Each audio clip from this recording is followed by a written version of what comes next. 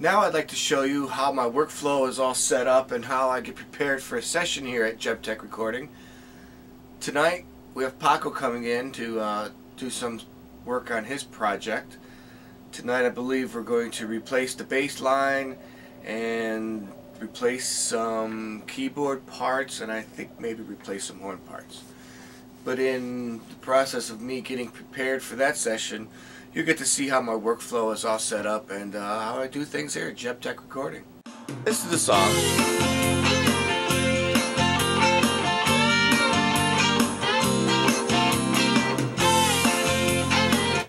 This is the bass part that we are going to be replacing. So the first thing I like to do is add some new tracks, and what I want to add is 3 new mono audio tracks. I'm going to name these with the caps lock on. Bass 1 and select next.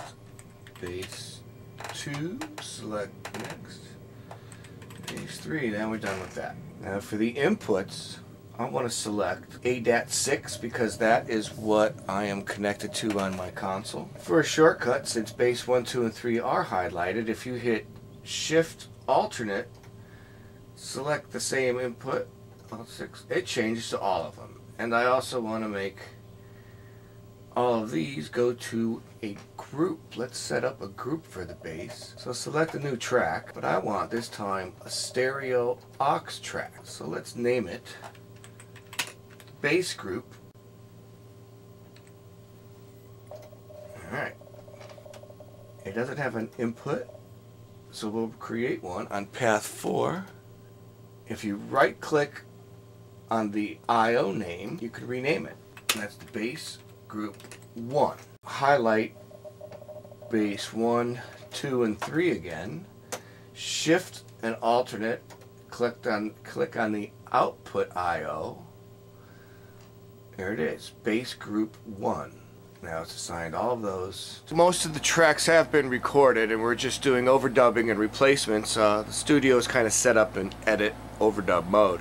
If I was in tracking mode, every input on the console would have a microphone on it and I'd be tracking the entire band and the console would be used in that way. But today, now that we're editing and overdubbing, I have a Tascam DM24 digital console. It's really nice, has a good EQ on it, it's some really nice preamps. Let me show you how I got the console laid out. And channels 1 and 2 is my analog inputs from Pro Tools. Channels 3 if I got a CD from the CD player here in the studio. Channels 5 and 6 I got a stereo DI set up, and I have in 7 and 8 2 microphones set up. Right now it just happens to be a 421 in channel 7 and a KSM 44 in channel 8, and I'm set up for that to do any horn parts tonight if I have to, and we'll do bass and the keyboards in channels 5 and 6 in that DI. Channels 9 and 10 is my digital input from my workstation, which is my ADAT 9 and 10 from Pro Tools, and that's what I use for my playback. There's no conversion until it gets to this console, and I like to convert it in this console. I have an 11 and 12 my BFD plug-in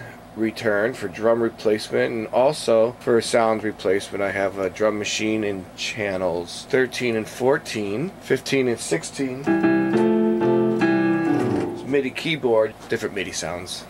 And also on the console I have channels 17 and 18, it's on the next layer, set up in a stereo mode for a delay and a reverb return for when I'm recording vocals and they want to hear some reverb or some delay in the headphones. I can bring it back to them in stereo and it sounds really nice. That's how the console's laid out for my editing overdub mode.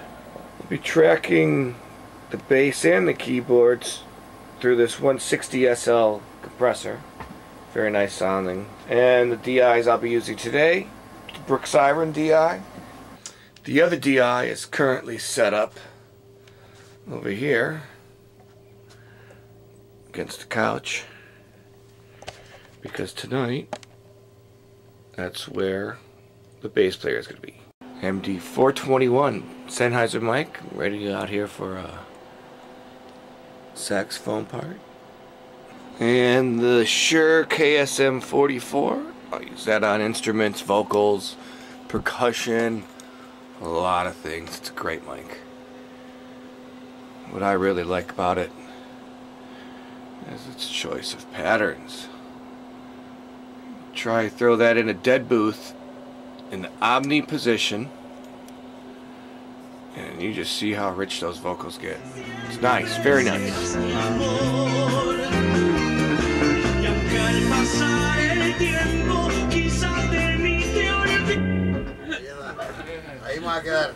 Hey, though, you know,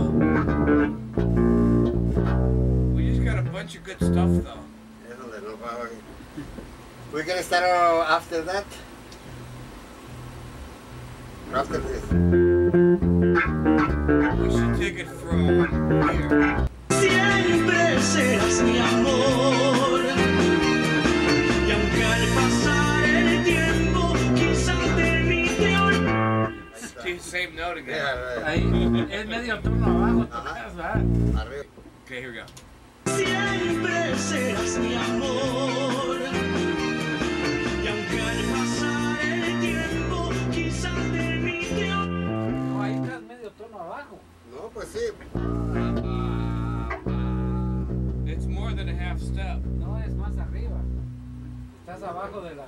Pero ya el principio ya está. ¿Verdad quedó o no? Ay, I'm sorry. Laugh, laugh. Okay.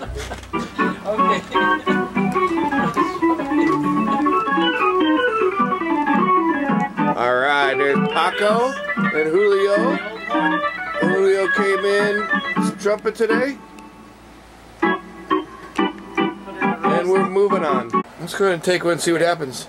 Here we go. Cantando quiero morir, pero siempre junto a ti.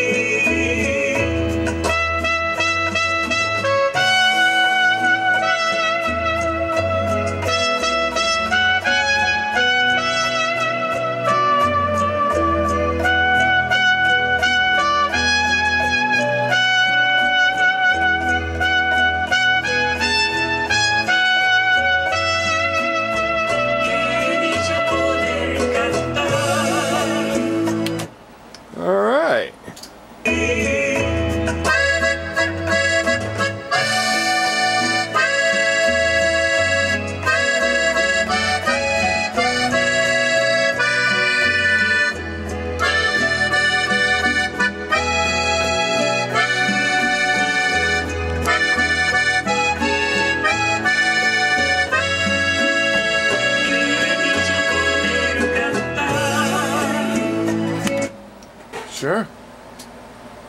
Here's the new bass part.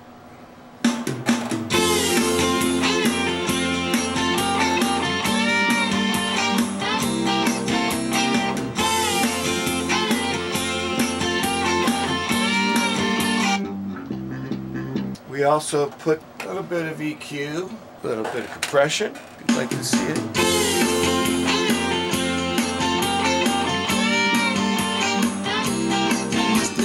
Yo quiero decir que te amo por todos esos bellos momentos. Yo quiero decir que te amo, aunque pase el tiempo y me olvides.